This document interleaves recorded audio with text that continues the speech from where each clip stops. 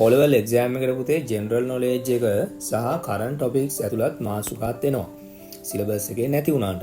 එවැනි මාතෘකාවක් මම අද ඔයගලන්ට කියලා දෙනවා. රචනාවක් කොහොමද ගොඩනගන්නේ?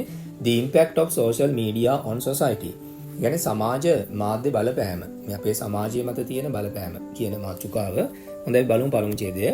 සමාජ මාධ්‍ය සෑම කෙනෙකුටම වැදගත් බව පැහැදිලි. Social it is clear that බව පැහැදිලි නිසා අපි වාක්‍ය පටන් ගන්නවා. It is clear that social media is important to everyone. සමාජ මාධ්‍ය භාවිතා කිරීම හොඳ පුරුද්දකි. Using social media is a good habit. එම පුරුද්ද සඳහා වයස් භේදයක් නොමැත. There is no any age limit for this habit. සරල වාක්‍යයක් ඒක නේද? සමාජ මාධ්‍යයට අඩංගු වෙනවා social media contains websites, apps and other platforms. ඒවා උදව් කරනවා තොරතුරු සහ අදහස් බෙදා ගැනීමට. They help to share information and ideas. They help to share. Simple present වාක්‍යයක්. ඇත්ත වශයෙන්ම in fact ඒ නවීන සමාජය තුළ ප්‍රබල බලවේගයකි. It is a powerful force in modern society. In fact කියන පුතේ ඇත්ත වශයෙන්ම. It is a powerful force in modern society. හොඳයි දැන් අපි බලමු දෙවෙනි ඡේදය. ජනප්‍රිය සමාජ මාධ්‍ය වෙබ්සයිට්ස් තිබෙනවා. There are popular social media websites. ඒවාට ඇතුළත් වෙනවා they include YouTube, Facebook, TikTok, WhatsApp and Instagram. මෙම websites උසස් තොරතුරු මූලාශ්‍ර වේ.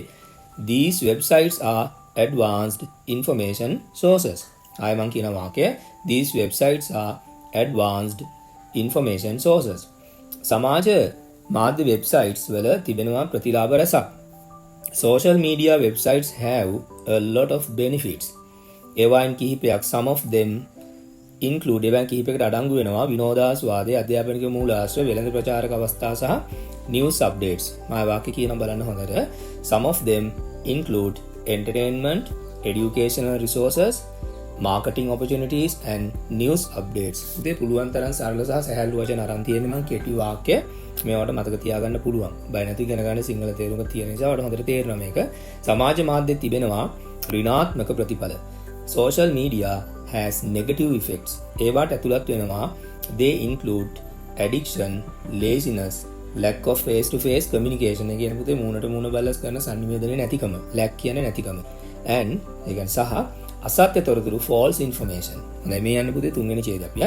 තවද කියන්නේ අපි furthermore කියන වචනේ ගමු. ලස්සනයි furthermore. අන්තර්ජාල වංචා දෙක ගැනීමට පුළුවන්. සමාජ මාධ්‍ය තුල. Furthermore, internet fraud, FRAUD, fraud කියන්නේ වංචා. Internet fraud can be seen in social media. පුතේ දැක ගැනීමට පුළුවන් කියන එක පැසිව් විදිහට මට ගන්න උනා can be seen කියන එකත් එක්ක. can be යොදලා past participle එක යෙදුවා.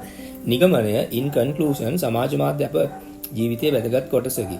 Social media is an important part of our life. මේ අවසාන ඡේදයේ අපිට අවශ්‍ය වෙනවා we need it to work with modern technology. අපිට අවශ්‍ය වෙනවා නවීන තාක්ෂණය සමග වැඩ කිරීමට. මම අවසාන වාක්‍ය නැවත කියනවා we need it to work with modern technology.